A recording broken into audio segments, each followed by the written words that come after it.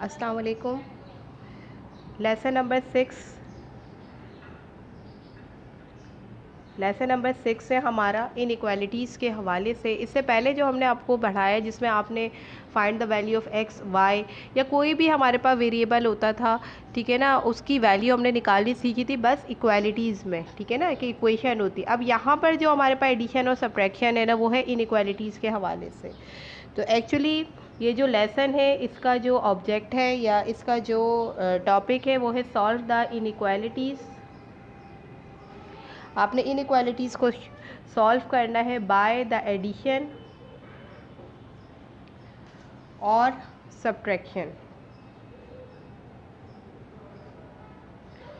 ठीक है। एडिशन और सब्ट्रैक्टिव या सब्ट्रैक्शन प्रॉपर्टी को सामने रखते हुए आपने जो है वो यहाँ पर इनइक्वालिटीज़ को सॉल्व करना है। करने का तरीका बहुत आसान है, बस थोड़ी सी चीज़ें आपको याद रखें। यहाँ पर ना कुछ सिंबल्स का इस्तेमाल आपको नज़र आएगा, ठीक है। मैथमेटिकल सिंबल्स होती हैं हमारे पास, साइंस होते हैं, जैसे एक साइन ये है, ठीक है ना, एक साइन ये है, एक साइन ये है, ठीक है। एक साइन इस तरह से होता है, फिर एक साइन इस तरह से होता है, ठीक है ना। इनके क्या मफहूम होते हैं, ये सारे इनइक्वालिटीज साइन होते हैं। ये आपको इस पूरे लेसन में जो है वो नज़र आएंगे। फिर हम देखेंगे इसको सॉल्व करने का तरीक़ेकार एक्चुअली है क्या। देखिए, जब कभी भी अगर मुंह इस तरफ हो, ठीक है ना, यूँ हो, ठीक है, ये याद रखिएगा, इसे हम कहते हैं लेस देन। उल्टी तरफ हो, इस तरह से हो, मुंह ऐसे हो, ठीक है, ये कहलाता है ग्रेटर देन। ये हमारे पास इक्वल्स का निशान है। अच्छा, कभी अगर ये हमारे पास ये निशान बना हुआ है ग्रेटर देन और नीचे एक लाइन भी लगी है, तो उसका मतलब होता है greater than and equals. Greater than and equals, equals का मतलब ये कि बड़ा भी और उसके बराबर भी। अब ये अप्लाई जब होंगे ना सवालों के अंदर तो आपको बखूबी पता चलेगा इसका। इसी तरह ये है, इसके नीचे भी निशान लगा हुआ, तो ये होगा लेस देन एंड इक्वल, यानी लेस देन भी हो और इक्वल भी हो। याद करें आप लोग, आपने जो है वो पहले क्लासेस के अंदर जो है वो जब सेट थ्योरी हमने आपको पढ़ाई थी तो अमूमन ये वाले निशान बहुत इस्तेमाल होते हैं बिल्डअप फॉर्म के अंदर। तो इनइक्वालिटीज़ जो होती है ना हमारे पास, उसके अंदर यही सारे निशान इस्तेमाल हो रहे होते हैं। इसकी मदद से हमें वैल्यू ऑफ वेरिएबल निकालना होगा। कहीं कहीं पे एक्स होता है, कहीं वाई होगा, कहीं एन होगा, कहीं पी होगा, कहीं ए होगा, कहीं बी होगा, वट एवर, कोई भी अल्फ़ाबेट हो उसे हम बेस वेरिएबल कहते हैं, उसकी वैल्यू आपको निकालनी होगी। अब जैसे यहाँ पर एग्जाम्पल नंबर 1 गिवन है, बहुत आसान सवाल है, बिल्कुल भी परेशान होने की ज़रूरत नहीं है, आसान से क्वेश्चन है। सॉल्व x + 3,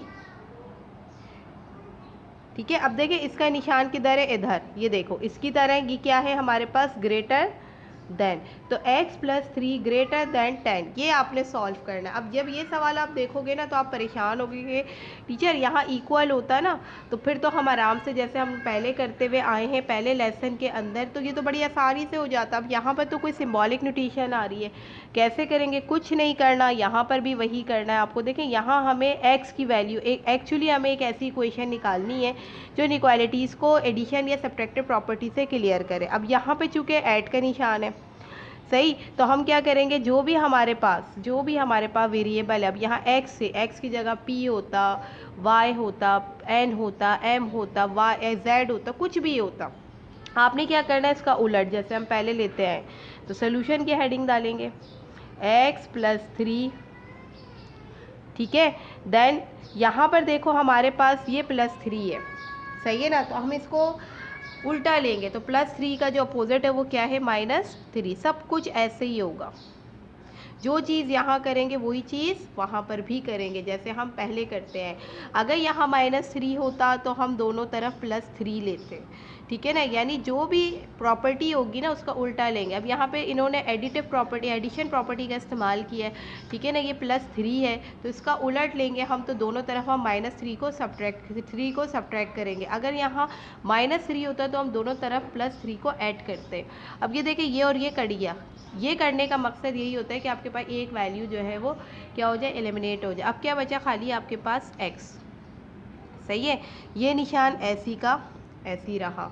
अब देखिए 10 और -3, 10 में से 3 गया, क्या बचा हमारे पास 7, यानी हमारे पास जो इक्वेशन आई है वो क्या आ गई, x > 7, सही है। अब अगर हमें कभी चेक करना हो ठीक है ना, वेरिफिकेशन करनी है, चेक करना है तो बहुत आसान है। अब देखो वो ये कह रहा है कि x जो है ना बड़ा होगा किससे, 7 से। समझ रहे हैं बात को, यानी x जो है वो बड़ा होगा 7 से। तो कहने का मतलब ये है कि अब हमें 7 से बड़ा कोई नंबर लेना पड़ेगा जो x होगा। समझ रहे हो, यानी मैं 7 नहीं ले सकती। अगर मुझे चेक करना है, मुझे ये देखना है कि वाकई ये स्टेटमेंट ट्रू है या नहीं है कि x जो भी आएगा ना वो ग्रेटर देन होगा 7 से। तो ये मुझे चेक करने के लिए मुझे क्या करना पड़ेगा, मैंने बोला भाई ये 7 है तो इसका बड़ा क्या होगा, लेट मैं क्या ले लेती हूँ 8 ले लेती हूँ कि 8 जो है वो ग्रेटर देन 7 है। तो अब देखिए वापस आप सवाल लिखेंगे x + 3, ठीक है ना। अब यहाँ पे मैंने x क्या ले लिया है, 8 ले लिया। क्यों लिया है, क्योंकि 7 से बड़ा है 8 और यही स्टेटमेंट है। अगर यहाँ पे लेस देन का निशान होता, सपोज x < 7, तो फिर मैं यहाँ 6 लेती। ठीक है, जो आपको स्टेटमेंट कह रहा है उसी तरीके से आप उसे प्रूफ करेंगे। तो अब x की वैल्यू तो आई नहीं, अब मैंने कहा मुझे चेक करना है कि भाई यहाँ पर ये जो ये बता रहा है कि x जो है वो हमारा ग्रेटर देन होना चाहिए 7 से। तो ग्रेटर देन 7 का मतलब ये कि 8 होगा। मैंने पहले ही नंबर ले लिया 8। ठीक है, लेस देन का निशान हो तो मैं 6 लेती। ठीक है, और अगर इक्वल्स होता, लेस देन इन, यहाँ पर अगर होता ग्रेटर देन इन इक्वल, ये वाली कंडीशन होती तो फिर मैं 7 ही लेती, क्योंकि वो ये कह रहा है बड़ा भी है लेकिन बराबर भी है, तो बराबर भी होगा तो यही होगा। यानी इस तरह से इन सब चीज़ों का इस्तेमाल होता है। तो देखिए मैं यहाँ 8 रख रही हूँ, 8 + 3। ठीक है, यहाँ पर भी हम यही करेंगे। किस तरीके से करेंगे कि देखिए ये 10 ऐसी का ऐसी आ गया। अब हमने 8 यहाँ x जो है वो हमने क्या लिया है, 8 लिया है। क्यों लिया है, क्योंकि यहाँ कंडीशन है कि x ग्रेटर देन 7 है, तो 7 से बड़ा 8 ही होता है। ठीक है, तो 8 और 3 हो गए 11। यही बात प्रूफ की है कि x ग्रेटर देन 7, तो ये प्रूव हो गया कि हाँ भाई ये वाला हिस्सा इस वाले हिस्से से बड़ा है। तो ये क्या हो गया, this is a true statement. ये क्या है, हमारी एक ट्रू स्टेटमेंट है। कैसे है ट्रू स्टेटमेंट, क्योंकि जो उसने स्टार्ट से सवाल किया था ना ये उस चीज़ को प्रूफ कर रहा है। मैं फिर रिपीट कर रही हूँ, एक दफ़ा गौर से सुन ले। अगर मैं यही सवाल सेम क्वेश्चन यहाँ पर मैं x + 3 लेस देन का निशान लगा देती, यही सवाल कई तरीक़ों से हो सकता है। लेस देन 10 करती मैं, ठीक है ना, सब चीज़ें ऐसी ही होती हैं, लेकिन लेस देन 10 होता है यहाँ पर, तो फिर यहाँ पर मैं लेट 7 से बड़ा नहीं लेती, 7 से छोटा लेती। ठीक है ना, जैसे मैंने लेट 8 लिया है ना, यहाँ पे आप लिख दें लेट x = 8। उधर क्या लिखते हैं हम, लेट x = 6। तो फिर हम x की जगह पे क्या पुट करते, 6 पुट करते, अगर यहाँ लेस देन होता तो।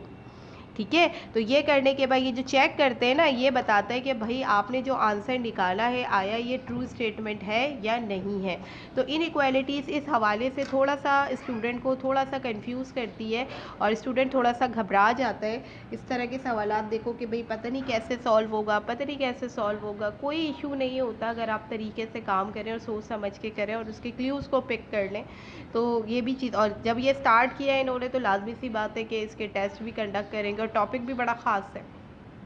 ये बात नहीं है कि टॉपिक ख़ास नहीं है, टॉपिक बहुत ख़ास है, तो लिहाजा काम तो आपको इस पर करना है। तो ये एग्जाम्पल नंबर 1 तो मैंने आपको समझा दी, साइन के बारे में भी मैंने आपको नॉलेज दे दी। इसी के अंदर हमारे पास एक और दी हुई है, एग्जाम्पल नंबर 2 है। ठीक है, एग्जाम्पल नंबर 2 है हमारे पास -6। ये देखो दूसरा सिंपल फॉर्म आ गया, इसीलिए मैंने इंतखाब किया कि मैं कोई और भी एक और पैटर्न का एक सवाल कराऊँ ताकि आपको आइडिया हो सके कि भाई क्या करना है। कोई भी मसला नहीं है, सवाल उतारा आपने, कौन सा निशान है, ये इस तरफ है।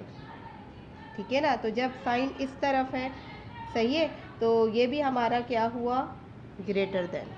ठीक है, ग्रेटर देन एंड इक्वल।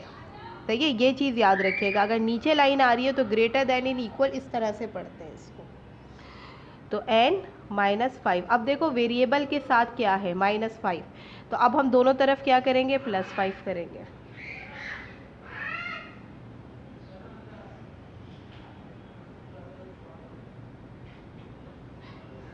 ये कट गया। ठीक है, यहाँ क्या बचा, -1 लेस देन एन इक्वल क्या आ गया हमारे पास, n। समझ रहे हैं बात को। अब ये आ गई हमारे पास इक्वेशन। अगर आप गौर करें ना तो इसको मैं इस तरह से भी लिख सकती हूँ, n greater than n equals to 1। अब देखें यहाँ पर जब चेक किया जाएगा ना, जब चेक करेंगे हम, तो चेक में ना यहाँ पर हम -1 ही लिखेंगे। क्यों लिखेंगे -1? क्योंकि वो ये कह रहा है ग्रेटर देन और इक्वल, यानी ग्रेटर देन भी है और इक्वल भी है। तो अमूमन कभी कभी सवालों में आपको वेरिफिकेशन आती है, वरना एक्चुअली आपको जो है ना ये स्टेटमेंट निकालनी होती है कि भाई आप इनइक्वालिटीज़ को सॉल्व कैसे कर सकते हैं। तो यहाँ पर क्या आया, n greater than and equals to -1, ये आपका आंसर आ गया। सही है। अब आपने क्या करना है यहीं पर, गॉट इट, सिर्फ ए पार्ट अभी आपने करना है, पॉइंट वाले सवाल अभी आपको नहीं करने। पॉइंट वाले सवाल की रिकॉर्डिंग आपके अगले लेक्चर में आएगी, ताकि 1 बाय 1 स्टेप बाय स्टेप आप आराम से करें। इसी टॉपिक के हवाले से ये सवाल करने के बाद कुछ प्रैक्टिस क्वेश्चन भी मैं आपको दूंगी, ताकि आप और अच्छी तरीके से इसमें एक्सपर्ट हो जाएं। इसके अलावा आप ही के इसी लेसन में देख लीजिएगा इंडिपेंडेंट प्रैक्टिस गिवन है। इंडिपेंडेंस प्रैक्टिस के आपने 1, 2, 3 क्वेश्चन करने हैं खाली। बिल्कुल इसी चीज़ को फॉलो कर रहे हैं, बिल्कुल इसी एग्जाम्पल को फॉलो कर रहे हैं, तो लिहाजा आपको इसकी तैयारी करने में या इसको सोल्यूशन करने में प्रॉब्लम नहीं होगी। होपफुली ये तमाम तर चीज़ें आपको अच्छी तरीके से समझ आ गई होंगी, ठीक है ना। इसमें ऐसी कोई भी चीज़ नहीं है जो आपको प्रॉब्लम क्रिएट करे। अगर फिर भी कोई ना कोई मसला आता है, क्योंकि देखिए डेसिमल वाले, पॉइंट वाले मैंने अभी आपको नहीं दिए, पॉइंट वालों के लिए मैं एक अलग क्लास, एक अलग रिकॉर्डिंग कंडक्ट करूँगी, ठीक है ना। तो अभी जितने मैंने जो एग्जांपल्स मैंने आपको दिए, उसी एग्जांपल से रिलेटेड ये 4 सवाल है जो आपने मुझे होमवर्क में करके देना है। This is your homework outline, ठीक है। So when you view the video, now you can solve the questions according to the method. जो मेथड आपको बताया गया उस मेथड को सामने रखते हुए ये 4 सवाल आपने सॉल्व करने। नीट एंड क्लीन वे में कीजिएगा, क्लियर इमेज मुझे शेयर कीजिएगा, ताकि अगर इसमें कोई भी मिस्टेक हो तो वो मैं आपसे बाकायदा पूछ सकूं। और अगर इसके बावजूद भी आपको किसी सवाल में मसला आता है, आप उसे कर लीजिए, और जैसे ही मैं आपसे लाइव आपको ज्वाइन करूँगी तो आप मेरे सामने रख दीजिएगा कि टीचर ये मसला था। ओके, नेक्स्ट वीडियो में मुलाकात होगी। जज़ाकल्लाह।